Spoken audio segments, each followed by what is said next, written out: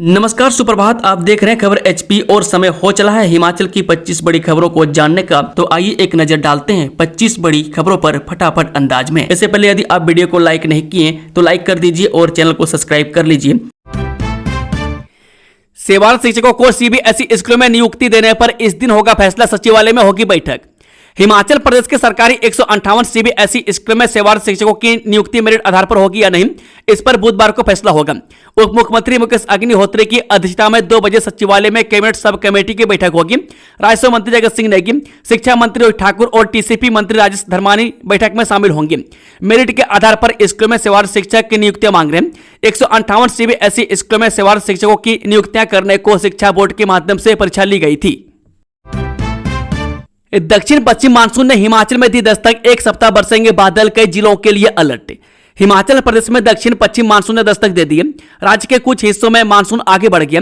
मंगलवार को मानसून ने पूरे किन्नौर जिले, कुल्लू और लाहौल स्पीति के ज्यादातर हिस्सों, शिमला और मंडी के कई हिस्सों और सिरमौर और कांगड़ा जिलों के कुछ हिस्सों को कवर कर लिया है।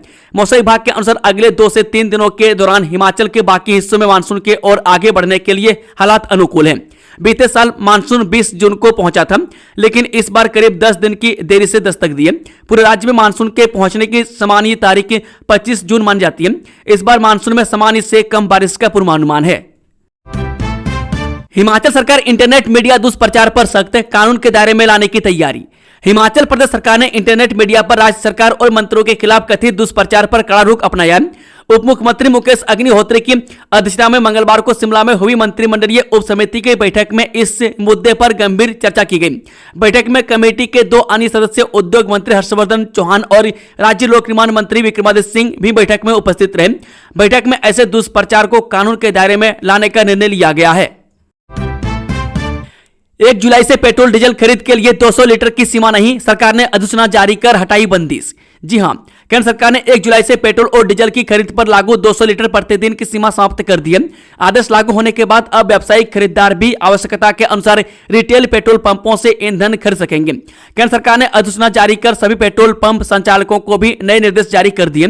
12 जून को खाड़ी देशों में तनाव और संभावित आपूर्ति प्रभावित होने की आशंका के चलते रिटेल पेट्रोल पंपों से थोक स्तर पर ईंधन की खरीद रोकने के लिए 200 लीटर प्रतिदिन की सीमा तय की गई थी। अब हालात सामान्य होने पर सरकार ने यह प्रतिबंध हटा लिया। सीमा समाप्त होने से व्यावसायिक खरीदार, परिवहन क्षेत्र से जुड़े लोग और पर्यटन कारोबारियों को राहत मिलेगी। पर्यटन सीजन के दौरान अधिक ईंधन की आवश्यकता होने पर अब उन्हें किसी तरह की सीमा का सामना नहीं करना पड़ेगा।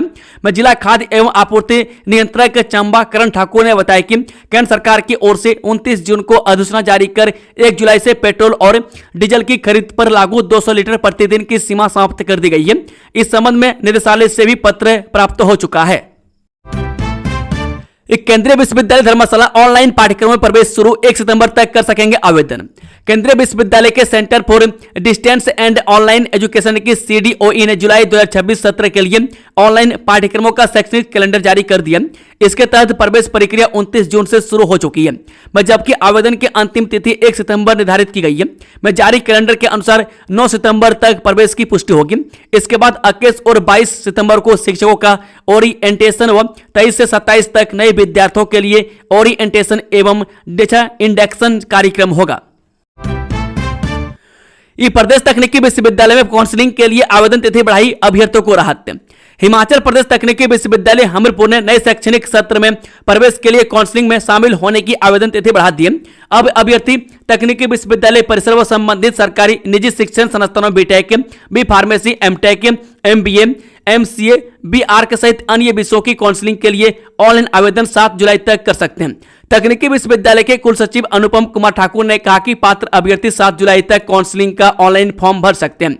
तकनीकी विश्वविद्यालय और संबंधित शिक्षण संस्थानों में BTech direct entry, B pharmacy direct entry, BSc HMCT या BHMCT, BCA, BBA, MBA, MBA पर्यटन, एमसीए, एमएससी भौतिक विज्ञान, पर्यावरण विज्ञान, एमए, एमएससी योग और फार्म डी के लिए पात्र अभ्यर्थी 7 जुलाई तक ऑनलाइन आवेदन कर सकते हैं।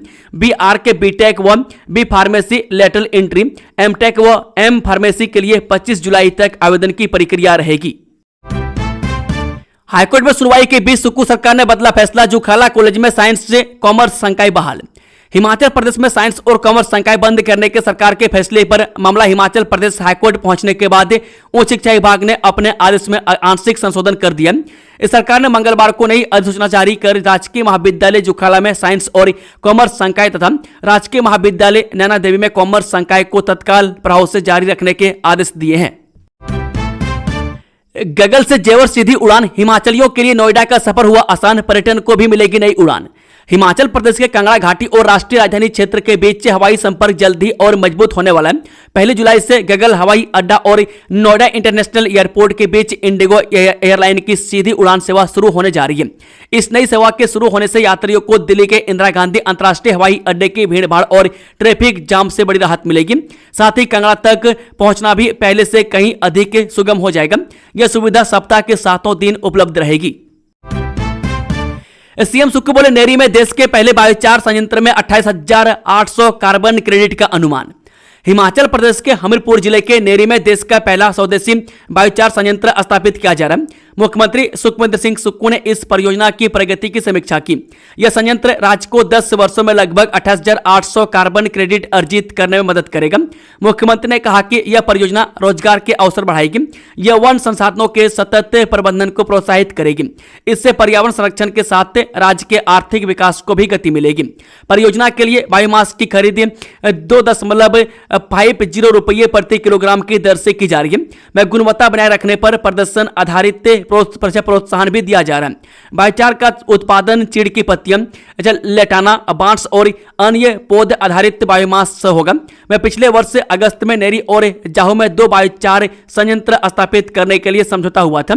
यह समझौता डॉक्टर YS परमार बागवानी एवं वानिकी विश्वविद्यालय नौनी और वन विभाग के बीच हुआ। वह इसमें प्रोक्लाइम सर्विसेज प्राइवेट लिमिटेड चेन्नई भी शामिल थी। इस छात्रों को हर बुधवार अंडे फल, सरकारी स्कूलों में मुख्यमंत्री आहार योजना से लाखों बच्चों को पोषण की नई ताकत। प्रदेश के सरकारी स्कूलों में पढ़ने वाले लाखों बच्चों के बेहतर स्वास्थ्य और पोषण स्तर को मजबूत बनाने के लिए हिमाचल सरकार की मुख्यमंत्री आहार योजना प्रभावी ढंग से संचालित की जा रही है।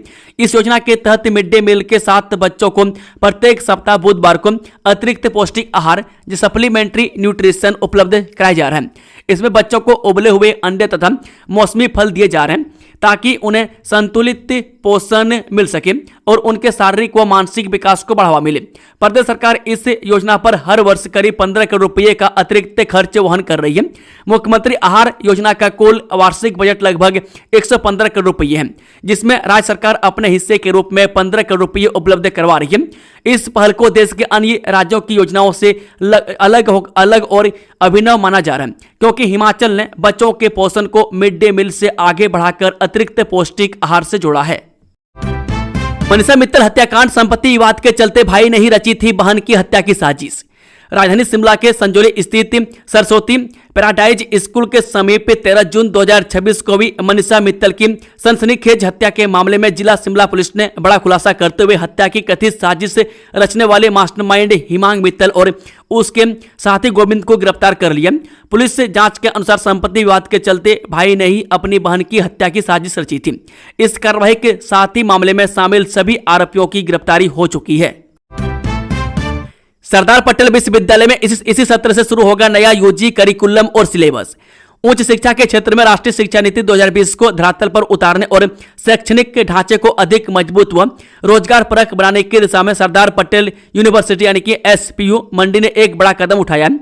एकेडमिक काउंसिल ने सर्वसम्मति से NEP 2020 के तहत बदले हुए अंडर ग्रेजुएट यानी कि यूजी करिकुलम और सिलेबस को मंजूरी दे दी है।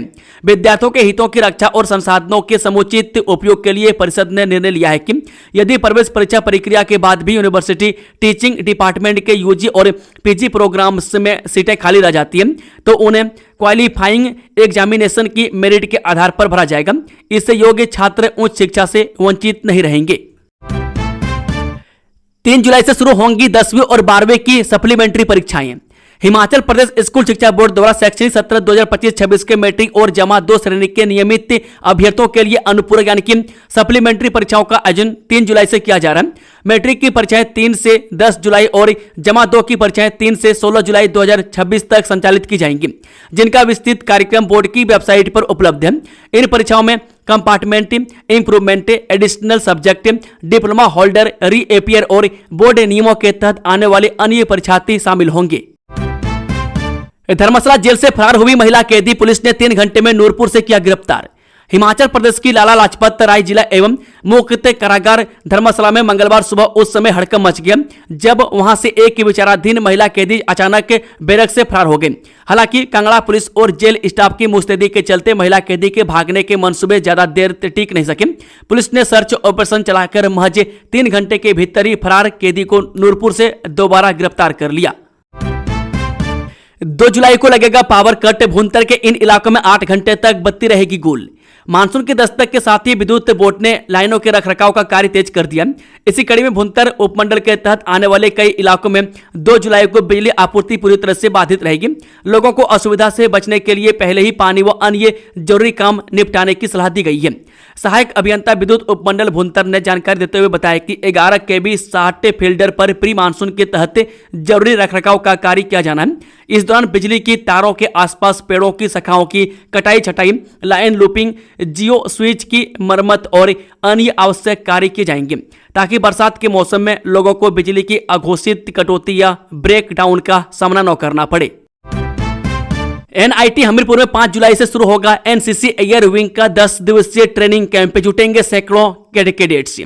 राष्ट्रीय प्रौद्योगिकी संस्थान हमीरपुर परिसर में इस बार राष्ट्रीय कैडेट कोर की एयर विंग के कैडेट्स का जमावड़ा लगने वाला है। NIT हमीरपुर में NCC एयर विंग का एनुअल ट्रेनिंग कैंप यानी कि ATC 223 आयोजित किया जा रहा है। यह 10 दिवसीय वार्षिक प्रशिक्षण शिविर कैडेट्स के लिए सैन्य कौशल और अनुशासन सीखने के एक बेहतरीन अवसर होगा। इस योजना के संबंध में कुल्लू स्थित NCC की 1 HP एयर स्क्वाड्रन के commanding officer wing commander Kunal Sharma ने विस्तृत जानकारी दी। उन्होंने बताया कि इस 10 दिवसीय एनुअल ट्रेनिंग कैंप का आयोजन 5 जुलाई से 14 जुलाई तक किया जाएगा। इस विशेष कैंप में प्रदेश भर के विभिन्न प्रशिक्षण संस्थानों से सैकड़ों कैडेट्स से भाग लेने के लिए हमीरपुर पहुंचेंगे। राष्ट्रीय शिक्षक पुरस्कार 2026 के लिए आवेदन प्रक्रिया शुरू। पात्र शिक्षक 10 जुलाई तक कर सकते हैं ऑनलाइन नामांकन। भारत सरकार के शिक्षा मंत्रालय के स्कूल शिक्षा एवं साक्षरता विभाग द्वारा देश भर के पात्र शिक्षकों से राष्ट्रीय शिक्षक पुरस्कार 2026 के लिए ऑनलाइन स्व नामांकन आमंत्रित किए गए। इस प्रतिष्ठित पुरस्कार का उद्देश्य उन उत्कृष्ट शिक्षकों को सम्मानित करना है जिन्होंने अपनी लगन, नवाचार, समर्पण और निरंतर प्रयासों के माध्यम से विद्यालय शिक्षा की गुणवत्ता में उल्लेखनीय सुधार किया है तथा विद्यार्थियों के जीवन को सकारात्मक दिशा प्रदान की है। बैंक खाते से आधार लिंक न होने पर अटकी 44,616 छात्रों की स्कॉलरशिप। सुप्रीम कोर्ट के अल्टीमेटम के बाद शिक्षा विभाग सख्त। हिमाचल प्रदेश में विभिन्न श्रेणियों के हजारों विद्यार्थियों की छात्रवृत्ति को लेकर एक बड़ी लापरवाही सामने आई है। बैंक खाते आधार कार्ड से लिंक न होने के कारण प्रदेश भर में 44,616 छात्रों की छात्रवृत्ति लटकी हुई है। इस मामले को सर्वोच्च न्यायालय द्वारा बेहद गंभीरता से लेने के बाद अब प्रदेश का उच्च शिक्षा विभाग हरकत में आ गया और सभी शिक्षण संस्थानों के लिए कड़े आदेश जारी किए हैं। विभाग से प्राप्त जानकारी के अनुसार शैक्षणिक सत्र 2022-23 से लेकर 2025-26 तक के बीच छात्रवृत्ति के 44,616 मामले पेंडिंग हैं। इनमें मुख्य रूप से अनुसूचित जाति, अनुसूचित जनजाति, अन्य पिछड़ा वर्ग, आर्थिक रूप से पिछड़ा वर्ग और DNT वर्ग के छात्रों की प्री मैट्रिक एवं पोस्ट मैट्रिक छात्रवृत्तियां शामिल हैं। में सबसे अधिक लंबित मामले केंद्र प्रायोजित प्री मैट्रिक, पोस्ट मैट्रिक और PM यशस्वी छात्रवृत्ति योजनाओं से जुड़े हैं। विभाग ने यह भी स्पष्ट किया है कि वर्ष 2024 से 25 में PM यशस्वी योजना के कुछ लाभार्थियों को सीमित बजट होने के कारण भी छात्रवृत्ति नहीं मिल पाई है। ग्रीष्मकालीन छुट्टियां खत्म। ऊना में 1 जुलाई से स्कूलों का सामान्य समय बहाल। सुबह 9 बजे से दोपहर 3 बजे तक लगेंगी कक्षाएं। ऊना जिले के सभी सरकारी और निजी स्कूलों में 1 जुलाई से सामान्य समय के अनुसार पढ़ाई होगी। जिला दंडाधिकारी एवं अध्यक्ष जिला आपदा प्रबंधन प्राधिकरण जतिन लाल ने मंगलवार को इस संबंध में आदेश जारी किए। इसके साथ ही भीषण गर्मी के मद्देनजर 5 मई को स्कूलों के समय में किए गए बदलाव संबंधी आदेश भी वापस ले लिए गए। जारी आदेशों के अनुसार जिले के सभी प्री प्राइमरी, मिडिल और सेकेंडरी स्कूल अब सुबह 9 बजे से दोपहर बाद 3 बजे तक संचालित होंगे। यह व्यवस्था 1 जुलाई से प्रभावी होगी। जिला दंडाधिकारी ने ने HRTC के क्षेत्रीय प्रबंधक को भी निर्देश दिए हैं कि स्कूलों के संशोधित समय के अनुरूप बसों का संचालन सुनिश्चित किया जाए ताकि विद्यार्थियों और शिक्षकों को आवागमन में किसी प्रकार की असुविधा न हो। हिमाचल में इलेक्ट्रिक बस पर 50% और डीजल बस पर 30% मिलेगी सब्सिडी, सुक्खू सरकार का बड़ा ऐलान। हिमाचल प्रदेश सरकार बेरोजगार युवाओं को स्वरोजगार उपलब्ध कराने, सार्वजनिक परिवहन व्यवस्था को मजबूत करने और पर्यावरण अनुकूल परिवहन को बढ़ावा देने के मकसद से राजीव गांधी स्वरोजगार स्टार्टअप योजना चरण 4 शुरू करने जा रही है। अधिकारियों ने सोमवार को यह जानकारी दी। योजना के तहत सरकार पात्र लाभार्थियों को इलेक्ट्रिक बस खरीदने पर 50% और डीजल बस खरीदने के लिए 30% की सब्सिडी देगी। राज्य भर में चिन्हित करीब 1000 मार्गों पर इन बसों का संचालन किया जाएगा। यहां जारी बयान में कहा गया है कि इसके अलावा इलेक्ट्रिक बस संचालकों को 5 साल तक प्रतिमाह 65,000 रुपये और डीजल बस संचालकों को 50,000 रुपये का परिचालन प्रोत्साहन राशि भी मिलेगी। तांत्रिक विद्या का खौफ दिखाकर 13 वर्षीय छात्रा से की दरिंदगी, पूर्व पंचायत प्रधान को 20 साल का कठोर कारावास। अतिरिक्त जिला एवं सत्र न्यायालय किन्नौर ने एक नाबालिग स्कूली छात्रा के साथ दुराचार के मामले में सख्त फैसला सुनाया। अदालत ने तांत्रिक विद्या और मौत का डर दिखाकर 13 वर्षीय बच्ची से दुष्कर्म करने के जुर्म में एक पूर्व पंचायत प्रधान को 20 वर्ष के कठोर कारावास और 10,000 रुपये जुर्माने की सजा सुनाई है। वह दोषी की पहचान 43 वर्षीय किशोरी लाल पुत्र मनु राम के रूप में हुई है, जो रामपुर क्षेत्र की ही एक पंचायत का प्रधान रह चुका है। 8 दिन से गायब थी 25 वर्षीय युवती, अब डैम में तैरती मिली लाश, इलाके में पसरा मातम।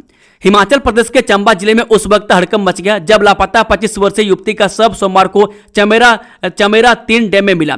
वहीं सूचना पर पहुंची पुलिस ने शव को कब्जे में लेकर पोस्टमार्टम के लिए भेज दिया है और मामले की जांच में जुट गई है।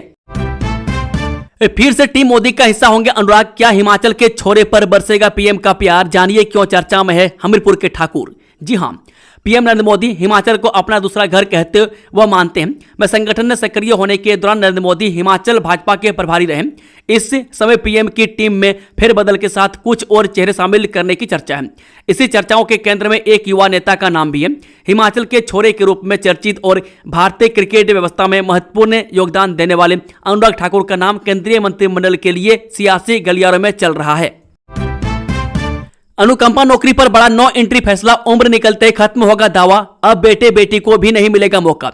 हिमाचल में सरकारी नौकरी की आस लगाए हजारों परिवारों के लिए सरकार ने अनुकंपा नियुक्ति को लेकर फैसला स्पष्ट कर दिया है, जिसे लंबे समय से चली आ रही कई उम्मीदों और भ्रमों पर एक साथ विराम लग गया है। इसको लेकर उच्च शिक्षा निदेशालय ने प्रदेश के सभी जिला उप निदेशकों को निर्देश जारी किए। इसमें सरकार के आदेशों का हवाला देते हुए स्पष्ट किया है कि यदि अनुकंपा नियुक्ति के लिए आवेदन करने वाला मूल पात्र व्यक्ति निर्धारित अधिकतम आयु सीमा पार कर जाता है तो उसके स्थान पर परिवार के किसी अन्य सदस्य को आवेदन करने या नौकरी का दावा करने का अधिकार नहीं मिलेगा। इन निर्देशों में कहा गया है कि अनुकंपा नियुक्ति का उद्देश्य मृत सरकारी कर्मचारी के पात्र आश्रित को तत्काल आर्थिक राहत प्रदान करना। यह कोई अस्थायी उत्तराधिकार आधारित या हस्तांतरणीय अधिकार नहीं है, इसलिए इसका लाभ किसी अन्य परिवार सदस्य के नाम पर न तो हस्तांतरित किया जा सकता है और न ही नामांकित किया जा सकता है। मात्र 48 रुपए की प्रीमियम में मिलेगा प्राकृतिक आपदाओं से सुरक्षा कवच, 31 जुलाई तक कराएं मक्का धान की फसल का बीमा। प्राकृतिक आपदाओं से किसानों की फसलों को होने वाले नुकसान की भरपाई के लिए केंद्र सरकार की प्रधानमंत्री फसल बीमा योजना के तहत हमीरपुर जिले में खरीफ सीजन के दौरान मक्की और धान की फसल का बीमा किया जा रहा है। कृषि विभाग ने किसानों से 31 जुलाई से पहले अपनी फसलों का बीमा करवाने की अपील की है ताकि सूखा, बाढ़, जलभराव, ओलावृष्टि जैसी प्राकृतिक आपदाओं से होने वाले नुकसान की भरपाई सुनिश्चित हो सके। उन्होंने कहा कि अधिसूचित क्षेत्रों में मक्की और धान की खेती करने वाले सभी किसान, बटाईदार और काश्तकार इस योजना का लाभ उठा सकते हैं। किसान फोटो पहचान पत्र, आधार कार्ड और भूमि संबंधी दस्तावेजों के साथ बीमा कंपनी, नजदीकी लोक मित्र केंद्र, बैंक या ऑनलाइन माध्यम से अपनी फसल का बीमा करवा सकते हैं। उन्होंने बताया कि वर्तमान खरीफ सीजन के लिए जिला हमीरपुर में क्षेमा जनरल इंश्योरेंस लिमिटेड को बीमा कंपनी के रूप में अधिसूचित किया गया है। मक्की और धान की फसल के लिए प्रीमियम 1200 रुपये प्रति हेक्टेयर यानी मात्र 48 रुपये प्रति कनाल निर्धारित किया गया है, जबकि बीमित राशि 60,000 रुपये प्रति हेक्टेयर तय की गई है। थुनाग में 2 मंजिला मकान राख के, हलीन में अचानक सुलगी चिंगारी से 20 लाख का नुकसान। सराज क्षेत्र के अंतर्गत अरोल बाजार के साथ हलीन में मंगलवार शाम भीषण अग्निकांड में 2 मंजिला मकान राख हो गया। आग से पीड़ित परिवार को 20 लाख रुपए का नुकसान हुआ है। मैं जानकारी के मंगलवार को शाम करीब 5 बजे रामलाल पुत्र जेठू निवासी मुहाल हलीन के 6 कमरों का 2 मंजिला स्लेट पोस्ट मकान में अचानक आग लग गई। आग इतनी तेजी से फैली कि चंद मिनटों में पूरा मकान इसकी चपेट में आ गया। अग्निकांड में मकान के साथ घर के अंदर रखा कीमती सामान, घरेलू वस्तुएं और अन्य जरूरी सामग्री भी जलकर राख हो गई।